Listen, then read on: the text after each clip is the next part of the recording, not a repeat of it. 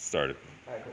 All right, guys. So today, the main focus is going to be on kind of techniques 2 and 3. But in order to get to techniques 2 and 3, we have to review for some and go through technique 1 for others. So we're starting out passing the closed guard. Now, I'm not going to spend too much time on the point, but we want to understand that there are two things when we talk about breaking the closed guard that we almost always want to make happen in a principle sense, right? If Don, say you're on your back and you have like a closed guard on an invisible opponent, as long as Don's knees are parallel with his shoulders and his feet are clasped between like the center line, man, he has a lot of power to keep this guard locked. And he has a lot of power to pull me in. Right? It's very strong here. Right? If I can facilitate a way, number one, however, to get his hips to be turned, now if he goes to pull me in, it's a lot weaker. And I can also attack the guard at this lateral angle to bring me back to square up. The guard is very strong this way. It is not very strong this way.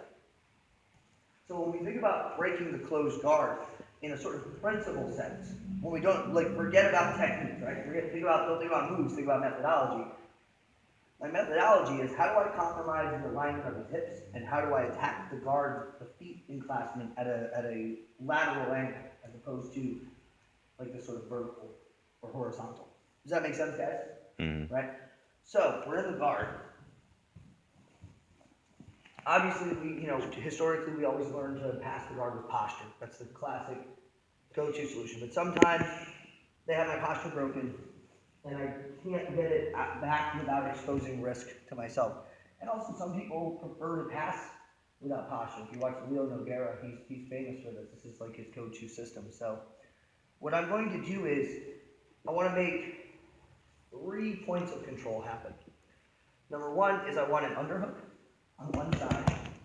Number 2 is I want my head on the opposite side on the floor next to his head. And number 3 is I want to trap the arm on that side, right? So if my right arm's getting an underhook, my forehead is owning the opposite side, part of the mat next to his head, and I'm trapping this arm along the way. I have to be mindful how I do this because obviously they're going to want to cross me across the center line, get their hips off of the center line, change the angle, and so on, right? I mean, this is classic. These are things we know they're going to do. So I want to think about getting on my toes. I'm gonna talk through all this and then demonstrate it so you kind of have some context. But I'm thinking about getting to my toes and almost like walking forward. So actually without anything, I'm going to think about just like walking up his guard. Which once I start putting these control mechanisms in place, will start to give me the control I want and the ability to compromise his position. So what it kind of looks like is we're down here. I'm being mindful to control the biceps in the first place. Never control the biceps with your hands. If he pinches really tight, start taking his elbow, tap. There's a wrist lock right there. That's a stupid way to get tapped by your own bicep control. So forearms are better, right? And then what I'm working for is to kind of start walking forward and pummeling this underhook as my head goes to the mat. From here, I want to weave and trap. Okay, so I just start out getting this. Now, we talked about disrupting the alignment of the spine. By turning the hips over, I disrupt his spinal alignment, which makes it hard for him to move. If the hips are one, what is the other end of the spine that I could turn to disrupt his alignment? His head. His head, right. So what I'm going to do here, when I get my head in this position, guys, is I'm going to move his head off the center line and twist his spine. Does that make sense? So we're here, collecting, walking up, head to the floor, push his head off the line, and trapping this arm. Now, what I want to think about doing is on the side that I trap the arm, I want to start walking and taking big, wide steps. And the reason why I want to take big, wide steps is because what I need to make happen is the leg on the side of the underhook. I essentially want to get this knee to be on this side of his body. Okay? Does that make sense? So meaning like if it was here, just hold your guard kind of tight. If it was here, it needs to be here because what I want to make happen is this positioning with his legs, where his hips are turned over, just like we demonstrated earlier, right? If I just kind of shuffle, I'm here, I'm just shuffling, he's going to follow me, right? And I'm not going to gain anything. So I have to take big, wide steps. And I kind of pressure my hip into him. You see how now this knee is on this side, and you see how his hips are now turned over. Everyone see that? Mm-hmm. Okay.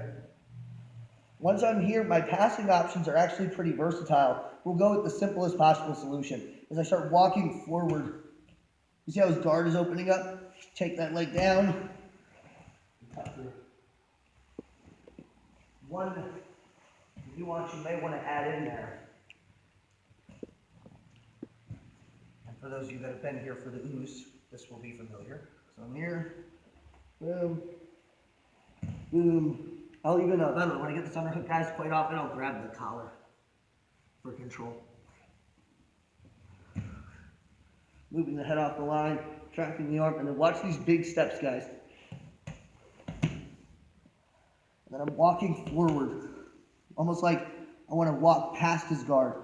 At this point, I can break that open. And then once I get past his legs, I might want to put my head under his chin as I settle to prevent him from pushing my face.